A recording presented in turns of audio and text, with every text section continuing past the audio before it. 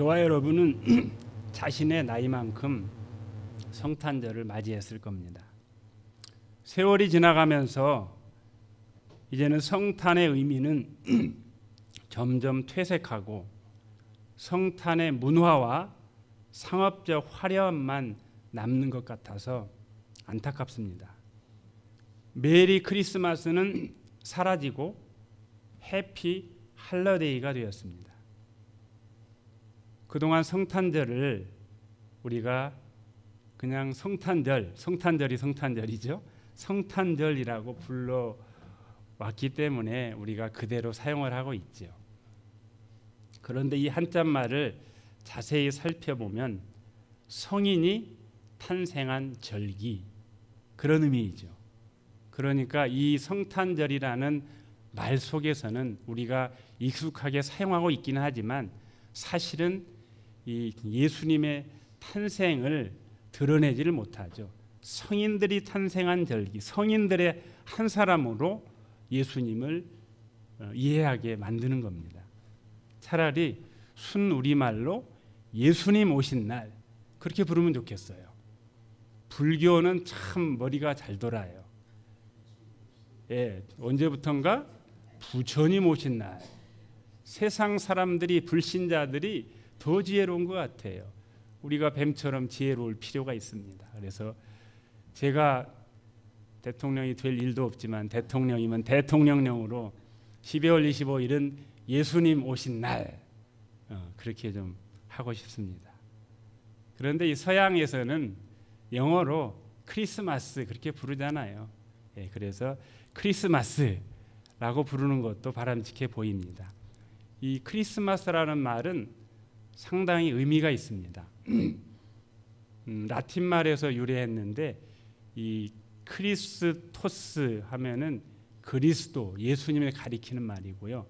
마스라는 말은 미사죠. 미사라는 말이 천주교 미사를 말하는 게 아니라 이 미사라는 말은 보낸다라는 말에서 나왔어요. 그러니까 뭐 막 언어적으로 복잡하게 얘기할 거 없이 보냄받음 그런 뜻입니다. 그러니까 예수 그리스도가 보냄받은 날, 그날이 무슨 날이라고요? 크리스마스. 할렐루야. 크리스마스는 예수 그리스도가 보냄받은 날. 예수님이 저 하늘에서 이 땅으로 보냄받은 날. 크리스마스이고 성탄절이죠. 그러니까 하나님이 독생자 예수 그리스도를 이 땅에 선교사로 파송한 날. 그날이 뭐라고요? 크리스마스. 따라서 성탄절은 인간이 무엇을 하나님께 드리는 날이 아니라 하나님께서 우리에게 독생자 예수 그리스도를 주신 날입니다. 하나님이 세상을 이처럼 사랑하사 독생자를 주셨으니 성탄절은 크리스마스는 하나님이 이 세상을 저와 여러분을 너무너무 사랑하셔서 그의 아들 독생자를 보내주신 날입니다.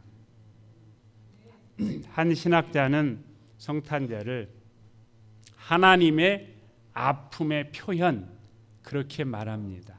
하나님께서 자기 자신을 내어주셔야만 하는 날, 죄인들을 위하여서, 죄인들을 구원하시기 위하여서, 자기 백성을 구원하시기 위하여서 자기 자신을 내어주신 날, 그날이 바로 성탄절, 크리스마스인 거죠. 세상에 어느 고등종교가 이런 일이 있습니까? 하나님이, 신이신 하나님이 자기 자신을 피조물을 위해서 내어주십니다. 굉장한 일이죠.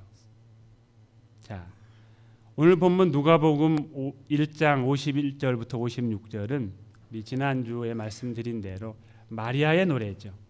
그러니까 마리아가 하나님을 찬양한 노래입니다. 그래서 이거를 고상한 말로 마그니피카 그렇게 이제 부르죠.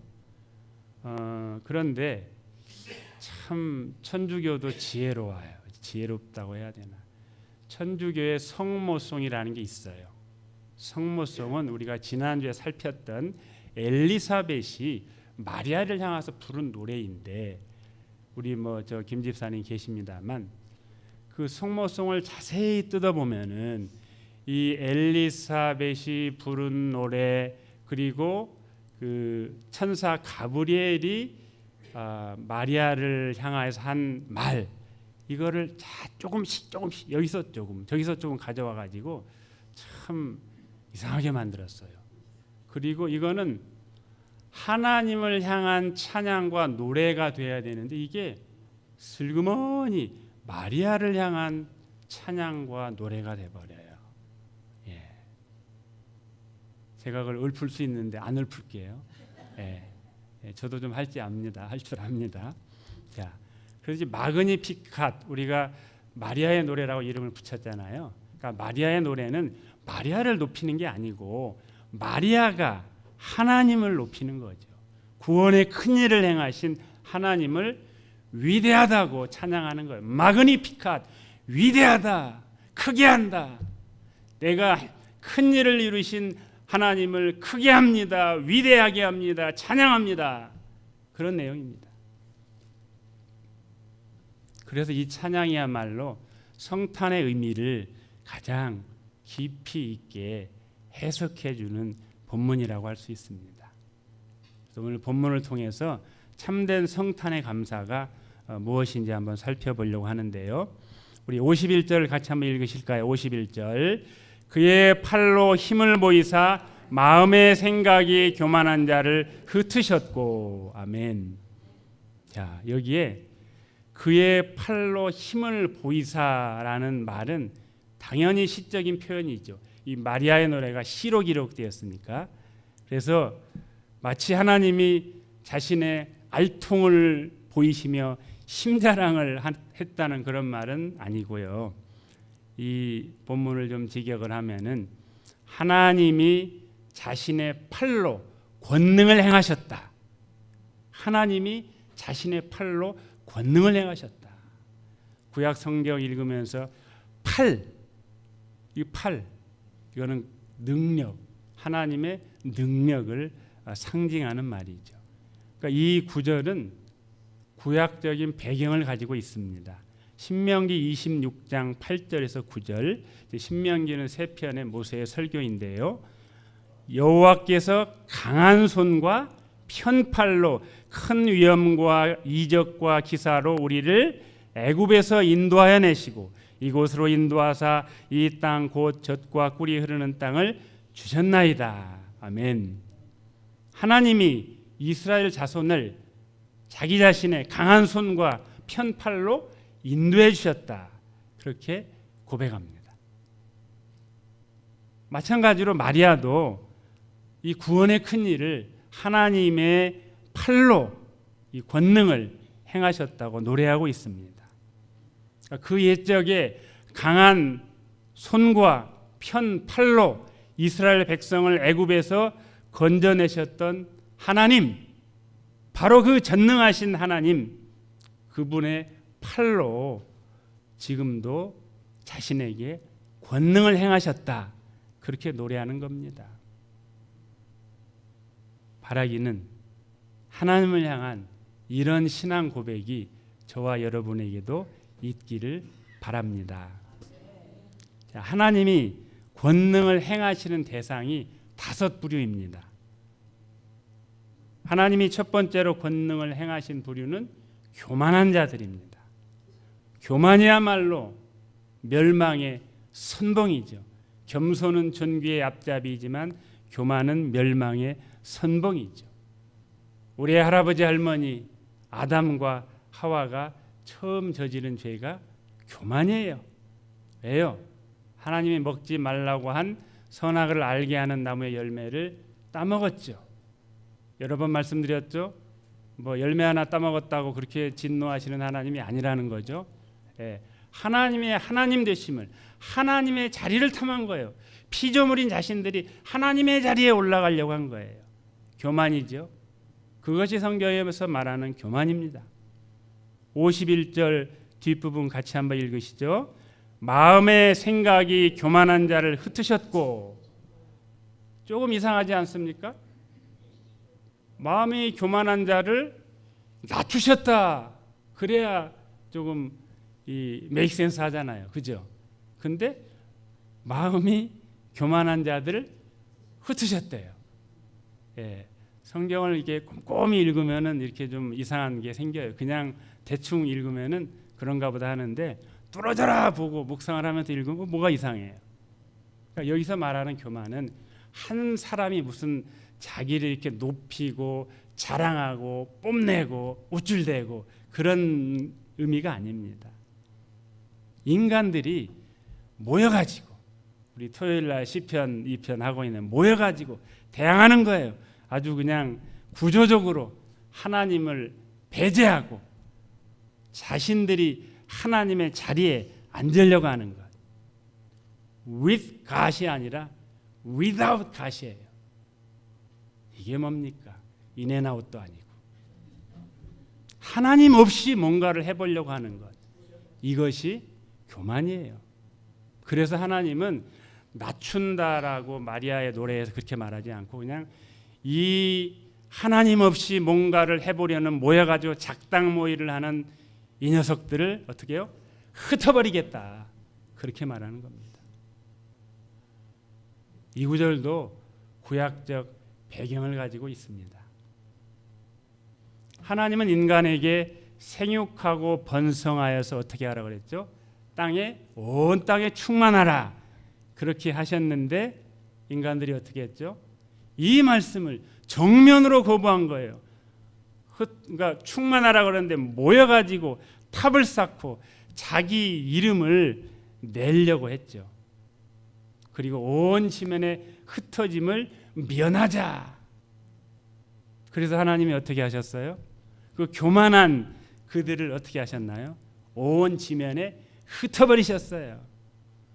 하나님이 너무너무 화가 나셨던 모양이에요. 창세기 11장에 이 하나님이 흩어버렸단 말을 2번씩이나 11장 8절에 여호와께서 거기서 그들을 온 지면에 흩으셨으므로 또 11장 9절에도 여호와께서 거기서 그들을 온 지면에 흩으셨더라. 하나님이 화나신 거예요. 인간들은 하나님을 거부하고 자신들만의 힘으로 세상을 장악하려고 합니다. 예수님의 오심은 바로 이런 인간들의 착각을 무너뜨리는 사건입니다. 하나님의 아들이 인간의 몸으로 이 땅에 오셨다는 사실은 인간이 스스로 구원할 수 없다는 선언이기 때문에 그렇습니다. 그래서 예수님의 오심이 겸손한 자에게는 기쁜 소식이 되겠지만 스스로 의롭다고 여기고 without God을 외치는 자들에게는 불편한 소식입니다. 저와 여러분에게는 이 예수님의 오심이 기쁜 소식인 줄 믿습니다. 불편한 소식인 분 안 계시죠? 다 기쁜. 네. 그래서 옷도 빨갛게 입고 오시고 기쁨, 넥타이도 빨간색으로 매시고 저는 좀 너무 뜨거울까 봐 이렇게 회색으로 좀 보석으로 매고. 자, 두 번째로 하나님께서 권능을 행하시는 부류는 권세 있는 자들, 세 번째는 비천한 자들입니다. 우리 52절 함께 읽으실까요? 권세 있는 자를 그 위에서 내리치셨으며 비천한 자를 높이셨고. 굉장히 급진적으로 들릴지 모르겠습니다. 이 사회에 막 진보적인 그 운동하는 분들은 이 말씀을 아전인수로 자기네들의 이데올로기를 지지해주는 구절로 사용할 수도 있겠죠. 높은 자가 낮아지고 낮은 자가 높아지는 이 인간 질서의 전복이기 때문에 그렇습니다. 권세 있는 자를 그 위에서 내리치셨으며, 위에서 내리치셨다는 말씀이 아니고, 위라는 말은 자리, 왕좌, 권력과 구조적인 힘을 가지고 교만과 허세를 부리는 자들을 하나님이 그의 통치 구조 자체에서 끌어내리겠다는 겁니다. 반대로 비천한 자를 높이셨고 낮은 자들, 겸손한 자들은 높이 끌어올리시겠다고 합니다. 이것은 사회 체제를 부정하는 것이 아니고 하나님 나라의 가치를 말해주는 겁니다. 예수님의 오심 자체가 이것을 잘 드러내고 있습니다. 예수님은 크고 화려한 왕궁에서 태어나지 않으셨습니다. 불교의 창시자 석가모니는 왕자로 태어났죠. 그렇다고 예수님은 그 당시 종교적인 권력을 걸머쥔 바리새파나 사두개파처럼 권력의 명문가, 종교 권력의 명문가에서 태어나지도 않으셨습니다. 그 당시 사람들은 다윗 왕과 같은 강력한 메시아를 기다리고 있었습니다. 유대인들이 왜, 이스라엘 사람들이 지금도 왜 예수님을 믿지 않는가? 바로 그들의 국기에다가도 다윗의 배를 그려놨잖아요. 다윗과 같은 강력한 왕, 그 왕을 아직도 기다리고 있는 거예요. 그런데 하나님의 일하심은 놀랍죠. 다윗의 후손으로 예수님을 보내시기는 한데 다윗과 같은 정치적으로 강력한 그런 왕의 모습이 아니라 연약한 어린아이의 모습으로 비천한 자리로 오신 겁니다. 이보다 더 낮아질 수 있을까요? 하나님의 본체이신 그분이 낮아지는데 마구간까지 낮아지셨어요. 마구간, 말들이 여물을 먹는 여물통을 요람으로 삼으신 거예요. 역설이죠. 이 세상을 창조하신 창조자이신 그분, 만물의 조성자이신 그분이 낮아지시되 말구유에까지 낮아지신 거죠. 왜 그럴까요? 하나님의 구원은 힘과 지위에 있지 않음을 보여주기 위해서입니다. 이 성탄절에 이 말씀으로 우리가 속한 공동체를 조명해 보게 됩니다. 예수님의 정신은 낮은 자리로 임하는 거죠. 그런데 한번 우리가 살고 있는 LA를 돌아보십시오. 교회도 여전히 세상의 권력과 서열과 성공 논리를 그대로 재현하는 조직이 되어가고 있지 않은지 반성해 보게 됩니다. 하나님의 나라는 뒤집힘의 가치를 미리 살아내는 공동체여야 합니다. 높은 자가 낮아지고 낮은 자가 높아지는, 하나님 앞에서 순종과 겸손을 중심 가치로 삼는 공동체여야 합니다. 하나님의 아들이신 예수님도 겸손과 순종으로 이 세상에서 살아내셨잖아요. 교회 리더십도 마찬가지입니다. 지배가 아니라 섬김이어야 합니다. 왜요? 예수님이 친히 섬기는 종으로 오셨다고 말씀하시지 않았습니까? 이 성탄절에 머무는 교회와 주님의 숲 교회가 이런 교회가 되기를 축복합니다. 세 번째와 네 번째로 권능을 행하신 부류는 줄인 자들과 부자들입니다. 53절 함께 읽습니다. 줄이는 자를 좋은 것으로 배불리셨으며 부자는 빈손으로 보내셨도다. 아멘. 이 말씀 역시 사회 비판이 아니고 영적인 원리를 말하고 있습니다. 줄인 자를 좋은 것으로 배불리셨으며, 이 말은 단순하게 배고픈 사람에게 좋은 것, 먹을 것 주어서 배부르게 했다 라는 그 의미를 넘어섭니다. 줄이는 자는 영적으로 갈급한 자, 지속적으로 하나님을 갈망하는 자, 하나님의 은혜가 없이는 살 수 없습니다 라고 고백하는 자들이죠. 부자는 빈손으로 보내셨도다.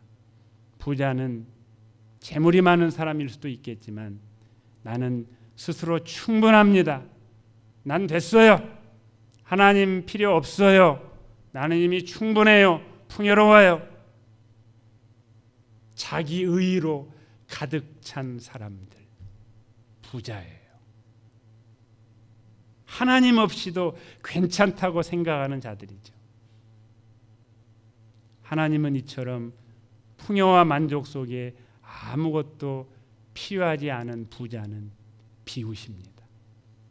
여전히 영적으로 하나님을 갈망하는 줄인 자는 채우실 것입니다. 참으로 우리 예수님은 줄인 자를 좋은 것으로 배불리시는 살아있는 떡입니다. 오병이어 사건, 떡 5개와 물고기 2마리로 5,000명이 먹고 남았대. 우리가 그 기적에만 포커스를 맞출 게 아니죠. 실제로 예수님은 배고픈 자를 먹이기도 하시지만은 그 사건 이후에 말씀하시잖아요. 나는 하늘에서 내려온 살아있는 떡이니 사람이 이 떡을 먹으면 영생하리라. 아멘. 그래서 떡집인 베들레헴에서 누가 태어나셨어요? 생명의 떡이신 예수님이 태어나셨어요. 이 성탄절에 살아있는 떡이신 예수님을 더 갈망하시기를 축복합니다. 자, 이제 우리 54절 55절을 읽으시죠. 그 종 이스라엘을 도우사 긍휼히 여기시고 기억하시되 우리 조상에게 말씀하신 것과 같이 아브라함과 그 자손에게 영원히 하시리로다 하니라. 자, 아멘. 이 마리아의 노래는 그냥 감정적인 기쁨으로만 끝나지 않습니다. 하나님의 놀라운 구원 그 계획을, 구원 역사를 바라봅니다. 그러니까 예수님의 오심이 어느 날 갑자기 이루어진 게 아니죠. 우리 그동안 복음에 대한 말씀을 들으면서 우리 저 창세기 3장까지 올라가서 원시복음, 고상한 말로 프로토 에반겔리움 뭐 그런 거 배우셨잖아요. 그러니까 그 세상을 창조했던 그때부터 희미하게 이미 복음이 시작됐어요. 그래서 창세기 12장 아브라함을 통해서 약속하시고 또 선지자들을 통해서 약속하시고 그 말씀, 그 언약이 성취되는 거죠. 하나님은 자신의 약속을 잊지 않으신 분이에요. 우리 공수표, 부도수표 날리는 경우 있잖아요. 공수표 날리는 분이 아니에요. 신실하신 분이세요. 반드시 약속을 지키시는 분입니다. 우리가 생각하는 때와 다를 뿐이죠. 그러므로 지금 우리의 눈앞에 보이는 당장의 상황보다 하나님의 신실하심을 더 크게 보는 저와 여러분이 되시기를 축복합니다. 안경 끼신 분들이 많은데 영적인 안경을 끼시면은 상황보다는 하나님의 신실하심이 커 보여요. 예. 자, 영적인 돋보기를 끼셔야 돼요. 자, 우리 마지막으로 56절 같이 읽지요.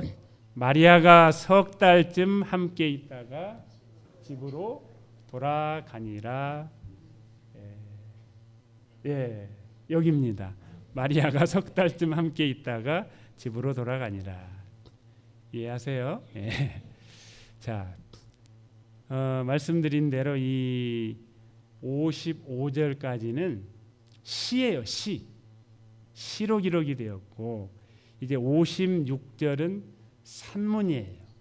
그러니까 55절까지 굉장히 격정적인 어조와는 달리 56절 들어오면서 굉장히 차분해져요. 고요한 밤, 차분해진다니까요. 무대 조명이 다 꺼지고 연기자는 무대에서 내려와서 이제 자기 일상복으로 갈아입고 자기 집 가는 거예요. 하나님을 향한 열정적인 찬양 후에 남는 것은 평범한 일상이죠. 이제 마리아는 다시 자기 자신의 일상으로 돌아갑니다. 그러나 이전과는 다릅니다. 말씀이 그녀 안에 살아있기 때문입니다. 예수님의 탄생 이후에 마리아의 삶이 녹록하지 않았을 겁니다. 다 얘기드리지 않아도 아시잖아요. 그러나 그녀는 하나님의 말씀을 품고 그 길을 묵묵히 걸어갑니다. 진정한 성탄의 감사는 예배당 안에만 머무르지 않습니다. 집으로 돌아가서도 삶의 자리에서도 이어지는 믿음입니다.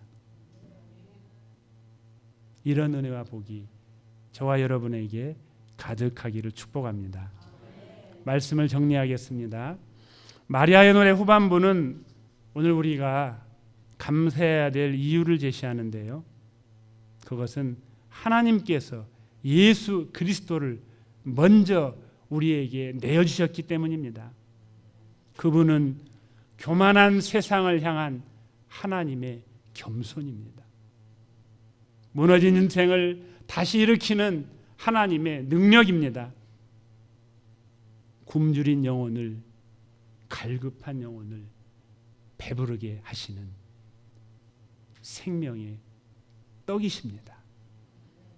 주 안에서 사랑하는 성도 여러분, 올해 성탄의 감사가 상황이 아니라 구주 예수님을 향하기를 바랍니다. 그리고 마리아처럼 감사하며 다시 우리의 삶의 자리로 돌아가는 성탄 이후의 신앙인이 되시기를 주님의 이름으로 축복합니다.